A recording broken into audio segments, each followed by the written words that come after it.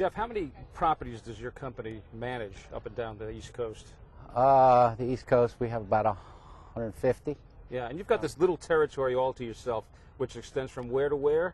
I deal with Pennsylvania to Florida, East Coast. Okay, well, you must be a busy lad out there. And how many properties do you manage, you personally? I'm down to 30 right now.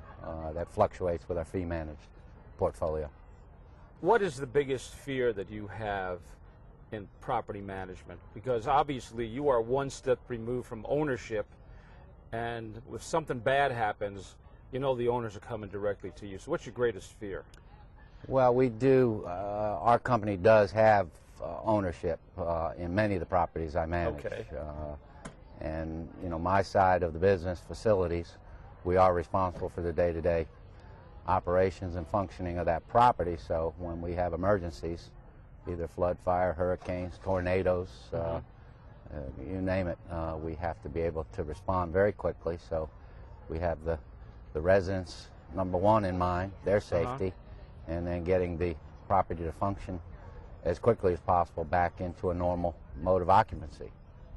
So those are the biggest things we have to worry about in case I run into, you know, the disasters. You're right. And when I get the call in the middle of the night, I have to know who to call.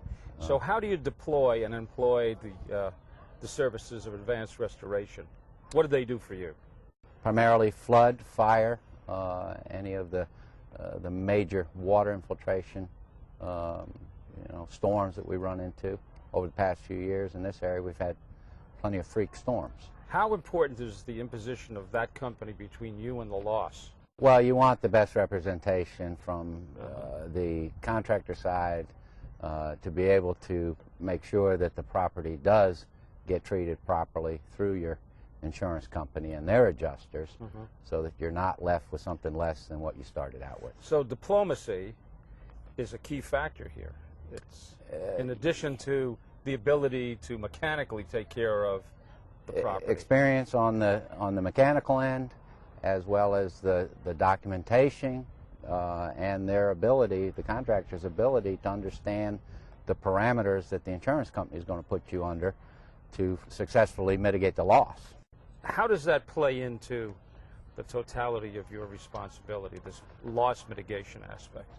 I am the prime point of contact for the insurance carrier, their adjusters, my contractor, and if we have a loss large enough, I'll bring in my own representation from a public adjuster. So I'm the key pin in the successful moving the project from date of loss to completion. You've been doing this job for a couple of weeks now, right? Yeah. How many years?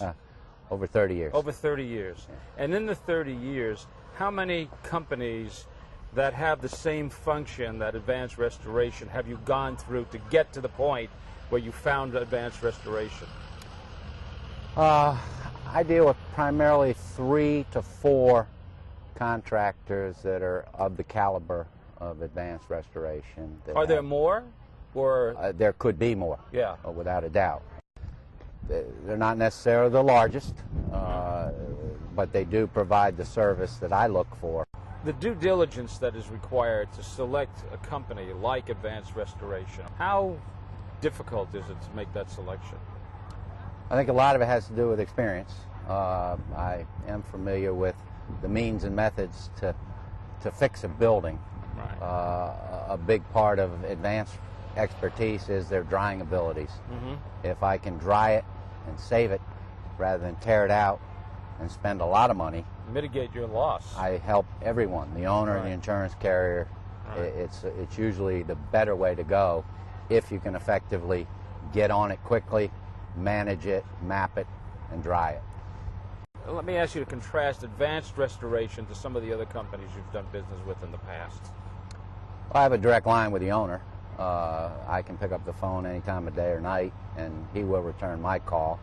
I have a very good working relationship with his project managers that are usually, you know, assigned to my losses that we work very well with. Of course, I deal with occupied buildings that have residents. We deal with elderly, Section 8 elderly, so Uh-huh. I've got infirm people sometimes, so we're in their apartments. We have to understand the sensitivities of just letting contractors loose in our buildings. Yes. So as far as their professionalism, their uniforms, their ID badges, their sign-in, those are all things that I look for to protect the ownership interest and the liability on my side of the fence as well. I asked you to kind of boil it down to a simple feeling that you have about advanced restoration. What would you tell me? Well, I know when I do have a loss and engage Advance that when I go to bed that night, I'm pretty well assured that I'm being well taken care of at that site, that I get up the next morning and I didn't have any problems that I had the day before.